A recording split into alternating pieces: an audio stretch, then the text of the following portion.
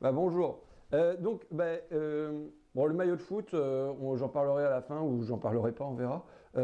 Parce que bon, c'est quand même pas au cœur de mon activité politique. Le premier truc sur quoi on peut commencer, c'est peut-être la parution de mes deux propositions de loi. La première sur le financement du médico-social que j'ai signé tout seul parce que je ne suis pas très sûr de ce que je mets dedans. Hein. C'est sur le fait que tout ce qui est foyer pour les handicapés, pour les personnes souffrant d'autisme, les centres d'accueil et tout ça, ça doit être désormais financé exclusivement par l'État ou la sécurité sociale, mais plus par les départements. Bon, voilà, ça c'est le truc. Je suis pas très sûr, mais je pense que la question mérite d'être posée parce qu'aujourd'hui, il y a tellement peu de centres qui se créent. Il y a une telle pénurie, on envoie les gamins et les adultes aussi en Belgique, ou alors on les met en enfin, ou alors ils sont laissés dans leur famille pour qui c'est désespérant de les avoir constamment là plutôt que de pouvoir souffler de temps en temps. Ben, voilà.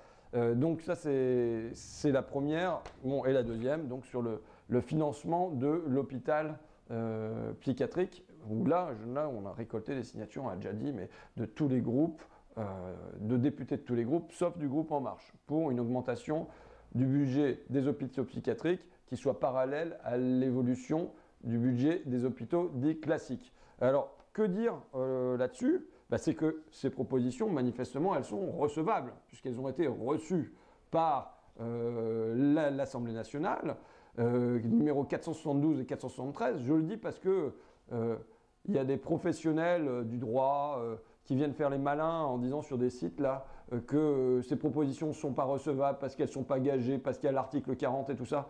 Quoi qu'on fasse, il y aura toujours des espèces de parasites professionnels qui seront là pour nous dire c'est pas possible, c'est pas possible, c'est pas possible. Donc il faut le faire et puis on voit si c'est possible. Mais voilà, donc il y a des associations de juristes, c'est ça, non?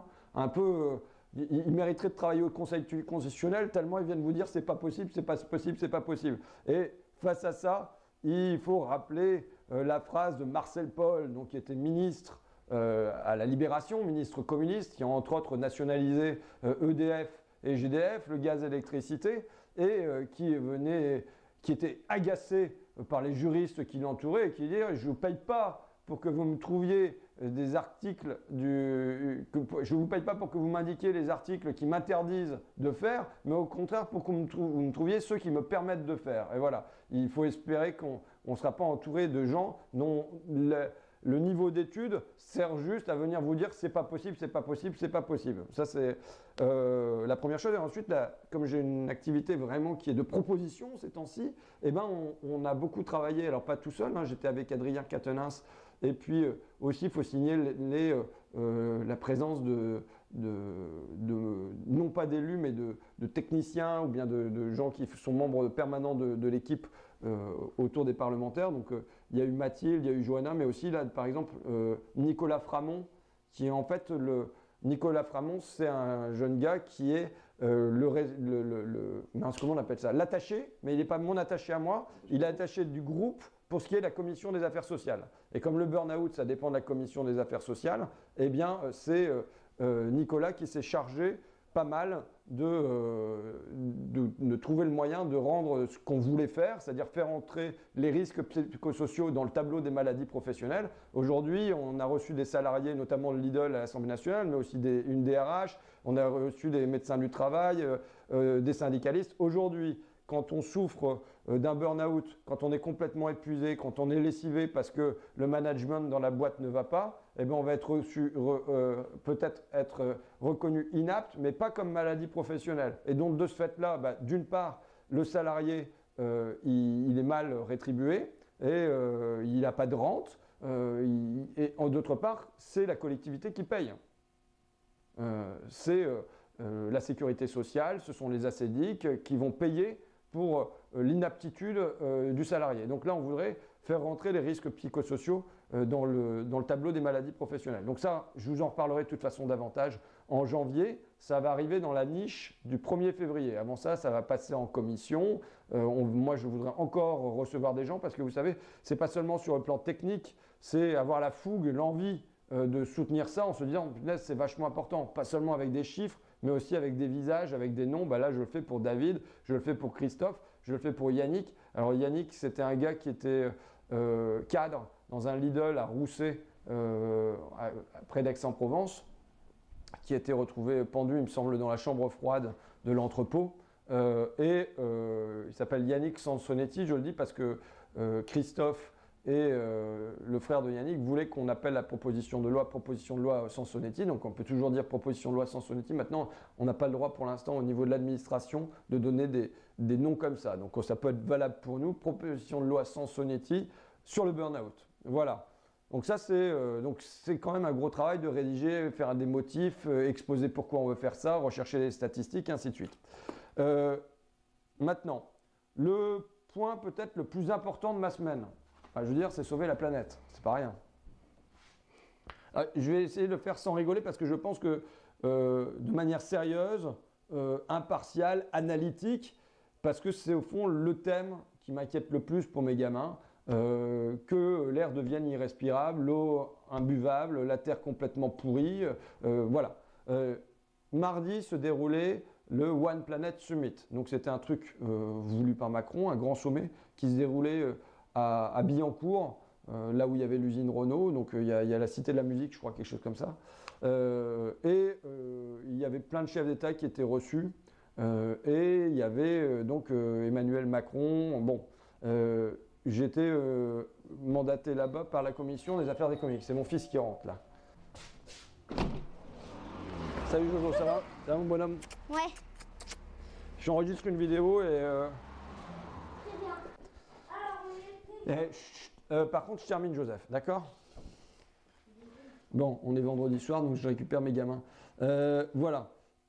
Attends, en plus, j'étais en train de parler pour toi, pour que la planète, elle soit pas pourrie pour quand tu seras plus grand, d'accord? Où j'en étais Donc voilà, on reçoit, je me rends à l'île Seguin. Alors, que dire? D'abord, la première chose à dire, c'est que il vaut mieux que ce sommet ait existé plutôt qu'il n'ait pas existé. On est 2 ans après l'accord de Paris. D'une part, on n'est pas dans les clous pour aller vers les 2 degrés. Cet accord, on n'est pas dedans. Et d'autre part, on a Trump qui raconte n'importe quoi et fait n'importe quoi. C'est-à-dire que l'avantage que ça a, quand on a Trump qui raconte que des conneries, c'est qu'on paraît facilement intelligent à côté de lui. Tu piques ça à Naomi Klein, hein. Ah bon, elle a dit ça aussi? Je crois Ah que bah, c'est oublié son dernier bouquin. Bah, tu vois, mais bon, et là, en matière écologique, Trump est tellement dans le déni, dans le régressif, que Emmanuel Macron n'a pas de difficulté à passer pour un environnementaliste à côté de Trump. Donc, il vaut mieux que ce sommet ait existé plutôt qu'il n'ait pas existé. Maintenant, c'est mieux que rien. Maintenant, on n'est quand même pas très loin de rien. Qu'est-ce que ça a été pendant toute la matinée? Moi, j'étais au panel 2, 3 et 4. Donc, il y a des gens qui ont défilé devant nous. Il y avait plein de PDG, celui de Alstom, de Engie, de HSBC, de Plastic Omnium. Il y avait une ONG. Il y a seulement eu, il me semble, WWF qui est passé comme ONG. Il y a le ministre Bruno Le Maire et puis Hulot qui sont passés, mais c'était vraiment, on se demandait si c'était pour sauver la planète ou pour sauver la finance, ou plutôt pour sauver la réputation de la finance. Ça a commencé avec tout un truc où la présentatrice, qui est de Bloomberg, donc une chaîne boursière, venait dire Finance is the enemy. I even heard state saying that. Donc se moquant des chefs d'État qui auraient dit la finance est l'ennemi. On voit à qui elle fait allusion. Concluant son propos à la fin par non, la finance n'est pas l'ennemi. Entre-temps, on avait Bruno Le Maire qui avait dit la finance n'est pas l'ennemi, elle est la clé du problème. On nous avait dit que la finance est la solution. Bon, ça a été vraiment 3 heures. Avec confiance, nous pourrons avoir une finance au service du climat. La transition écologique crée des opportunités pour la finance. Bon, ça a été ça pendant 3 heures. À tel point que la grande question audacieuse, pleine d'impertinence posée par l'animatrice, ça a été « Vous arrive-t-il de rencontrer des entreprises qui sont un petit peu réticentes ?» Tu vois, c'était le grand maximum. Est-ce que la finance peut être la solution? Pourquoi pas? Moi, je veux bien espérer, tout espérer. Tu vois? Maintenant, on ne nous a pas expliqué qu'est-ce qui ferait que cette finance qui depuis un siècle, voire des siècles, pollue terre, air, mère et écrase des hommes, qu'est-ce qui ferait que d'un seul coup, elle deviendrait écologiquement et socialement responsable? Comment elle serait réorientée? Par quel miracle ça se produirait? Donc moi, je ne suis pas de mauvaise volonté, j'étais prêt à croire, mais on n'a pas eu un début d'embryon de réponse sur qu'est-ce qui produirait ce miracle. Il y en a un qui nous a dit « Notre intérêt rejoint notre vertu ». Bon, bah, comment ça se fait que pendant des siècles, l'intérêt de la finance n'a pas franchement été lié à sa vertu, tu vois? Donc là, il n'y a pas eu de réponse. Donc, en fait, la réponse non dite, implicite, et qui est en fait celle d'Emmanuel Macron depuis des années, c'est qu'à partir du moment où on charme la finance, à partir du moment où on la courtise, à partir du moment où on est des bons vassaux dociles d'une finance seigneur, eh bien, elle nous adoubera.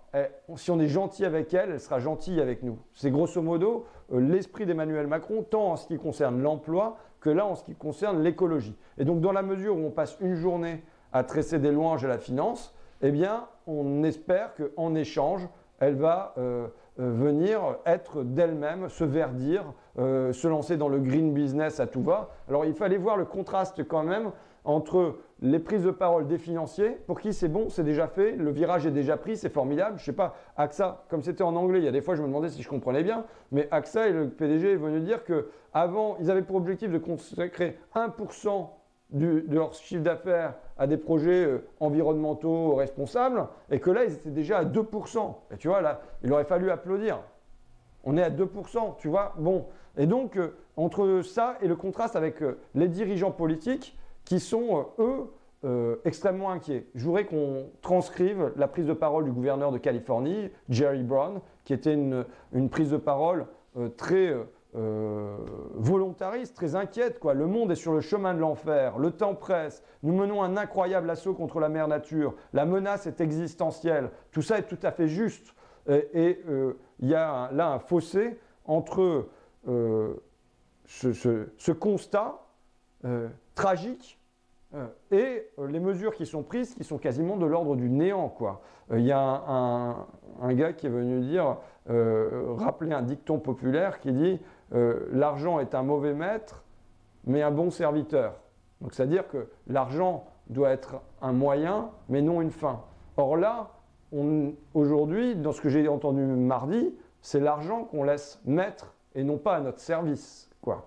Qu'est-ce qui est sorti concrètement? J'étais plus là parce que j'ai dû aller à la conférence nationale de consensus sur le logement. Comme il n'y a pas beaucoup de personnel dans le groupe La France Insoumise, il faut être à plusieurs endroits en même temps. Donc d'un côté on sauve la planète et de l'autre côté on sauve le logement. Bon, donc j'ai filé au Sénat, j'ai pas entendu les conclusions, je les ai lues. Ce que j'ai lu, c'est que il y aurait 1,5 milliard d'euros sur 5 ans donnés par la France pour le climat, pour l'environnement. 1,5 milliard, c'est ce que donne Macron tous les ans pour supprimer la flat tax. Je parle même pas, donc sur 5 ans, si, c'est 1,5 milliard, je vois que tu fronces les sourcils. Non, l'ISF, c'est 3,5 milliards. La suppression de l'ISF pour les actionnaires, c'est 3,5. La flat tax, c'est 1,5 à 15 milliards. On ne sait pas combien ça va aller, mais c'est minimum 1,5 milliard tous les ans. Le CICE, c'est plus de 20 milliards d'euros. Bon, voilà. On est dans un rapport de 1 à 10 ou 1 à 100 entre ce qui va être dépensé dans ce fonds-là et c'est ce qui est dépensé pour donner plus d'argent aux financiers eux-mêmes, en l'occurrence à ceux qui détiennent des actions tous azimuts. Donc voilà, en fait, je crois que ça doit être le grand débat central aujourd'hui, c'est comment on fait face à la catastrophe en cours.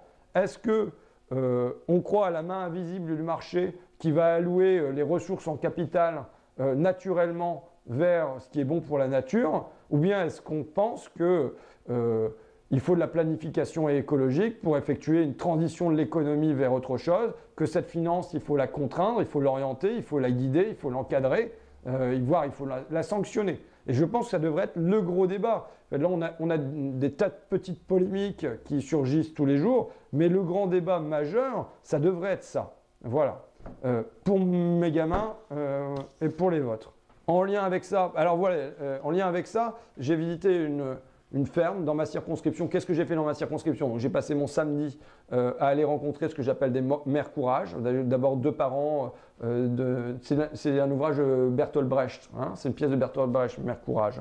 Mais donc d'abord des parents courage qui élèvent une gamine, Chloé, qui est atteinte entre autres du syndrome de West et qui galère comme plein de parents d'enfants handicapés, mais peut-être encore plus que d'autres, pour trouver une structure, juste pouvoir respirer 4 heures. Et disent, on voudrait créer une structure qui permette aux parents d'enfants handicapés de juste pouvoir se poser, aller 4 heures chez le coiffeur, au cinéma, penser à autre chose, respirer, quoi.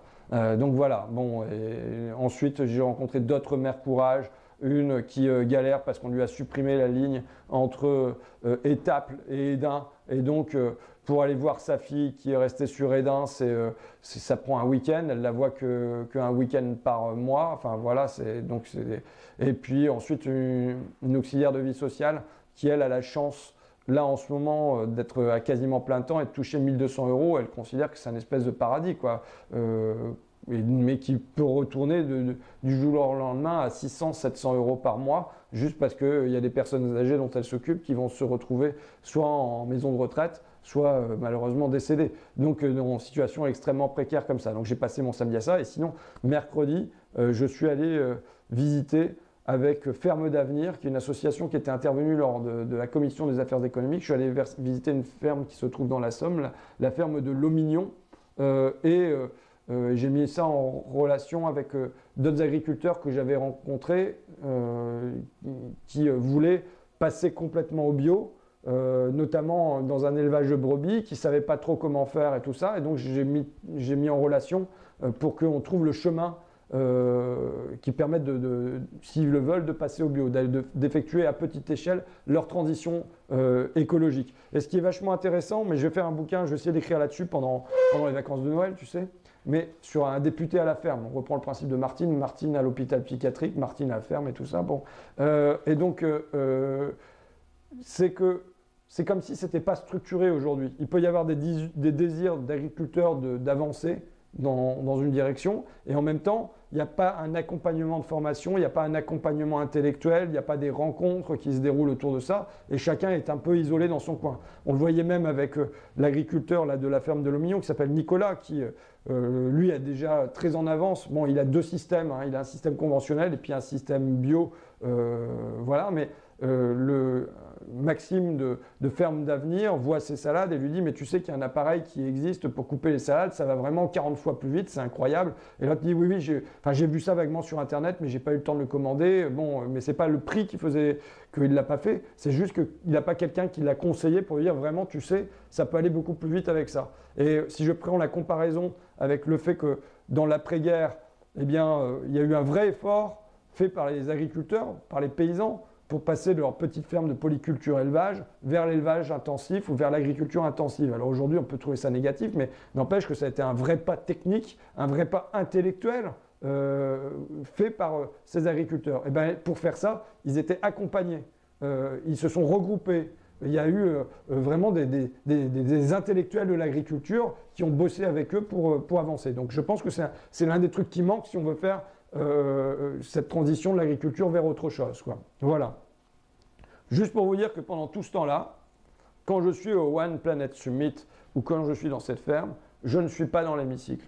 Parce que j'ai vu, quand je publie ma vidéo sur les maillots, il y a plein de commentaires pour dire mais l'hémicycle est vide, qu'est-ce qu'ils vous foutent, ils ne sont pas là, alors on sanctionne un député pour son maillot, mais on sanctionne tous ceux qui ne sont pas là. Il faut dire la réalité, c'est que je ne suis pas plus présent dans l'hémicycle que les autres, et sans doute moins que d'autres députés de la France Insoumise. Mais je l'ai toujours dit pendant ma campagne, moi j'irai là où je pense que je suis le plus utile. Et quand il y a des textes de loi auxquels je ne comprends pas, que je n'ai pas travaillé en amont, où je ne me sens pas pertinent, eh ben, c'est vrai que je ne vais pas dans l'hémicycle à ce moment-là. Tous les jours, quand je suis à un endroit, ça veut dire que il y a 4 ou 5 endroits où je ne suis pas et où je culpabilise de ne pas être. Voilà. Donc, il s'agit de faire des choix à chaque moment de sa journée, de sa semaine, faire des choix sur qu'est-ce qui nous apparaît prioritaire pour faire de la politique. Vous savez, c'est pas seulement faire des lois. Ça, c'est pas seulement faire une loi. C'est faire de la politique, c'est-à-dire vouloir que la psychiatrie elle retrouve sa place dans la cité. Et bien, il y a des moments, c'est en étant dans l'hémicycle qu'on est le plus utile à ça. Il y a des moments, c'est en étant en commission. Il y a des moments, c'est en écrivant un texte tout seul dans son coin. Il y a des moments, c'est en allant interroger un psychiatre. Voilà, il y a des moments, c'est en passant dans les médias aussi. Et tout ça, je considère que ça fait partie d'une seule et même chose, qui est faire de la politique, quoi. Donc, pour terminer, donc sur le maillot, franchement, ce que je propose, c'est qu'on fasse un live Facebook mercredi, au moment où j'ai mon conseil de discipline. Tu sais, j'ai le conseil de discipline pour voir si j'ai une sanction, une amende, procès-verbal, machin, j'en sais rien. Bon, mercredi à 10h du matin.